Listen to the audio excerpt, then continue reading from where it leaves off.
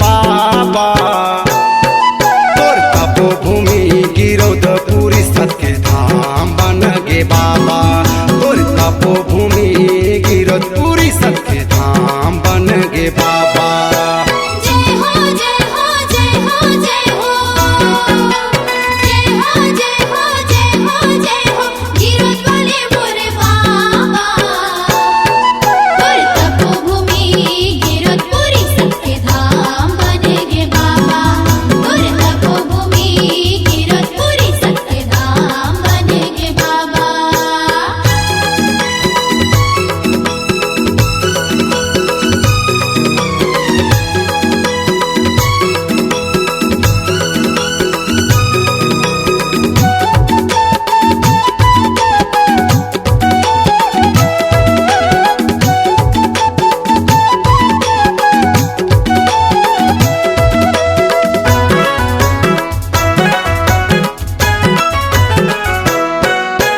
तोर चरण माँ ए मोर गुरु सत्य के परमान है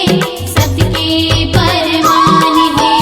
सब देवता ला बड़े गुरु तोर ऊंचा स्थान है तोर ऊंचा स्थान है तोर चरण माँ ए मोर गुरु सत्य के परमान है सत्य के परमान है सब देवता ला बड़े गुरु तोर ऊंचा स्थान है तोर ऊंचा स्थान है ज्ञान के गंगा बहाए ज्ञान के गंगा बहाए सतलुक लाता है आके बाबा तोर तपोभूमि गिरोधपुरी सत्य धाम बन गे बाबा तोर तपोभूमि गिरोधपुरी सत्य धाम बन गे बाबा।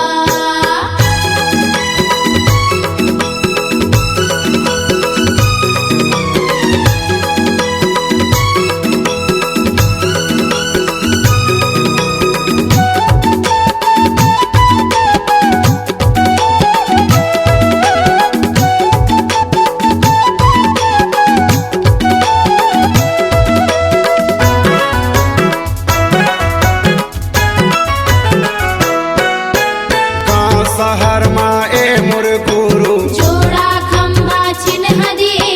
जोड़ा खंभा चिन्ह दिए लहर लहर लहरागे गुरु गगन में तोर नाव के गगन में तोर नाव के गाँव शहर माँ ए मोर गुरु जोड़ा खंभा चिन्ह दिए जोड़ा खंभा चिन्ह दिए लहर लहर लहरागे गुरु गगन में तोर नाव के गगन में तोर नाव के कर कर माजी उडारे कर कर माजी उडारे सत्य के महिमा देखा के बाबा तोर तपोभूमि गिरोधपुरी सत्य धाम बन गे बाबा तोर तपोभूमि गिरोधपुरी सत्य धाम बन गे बाबा। जय हो जय हो जय हो जय हो जय हो जय हो जय हो जय हो गिरोधवाले मोरे बाबा तोर तपोभूमि गिरोधपुरी सत्य धाम बन गे बाबा तोर तपोभूमि गिरोधपुरी सत्य धाम बन गे बाबा। जय हो जय हो जय हो जय हो जय हो जय हो जय हो जय हो गिरोधवाले मोरे बाबा तोर तपोभूमि गिरोधपुरी सत्य धाम बन गे बाबा तोर तपोभूमि गिरोधपुरी सत्य धाम बन गे बाबा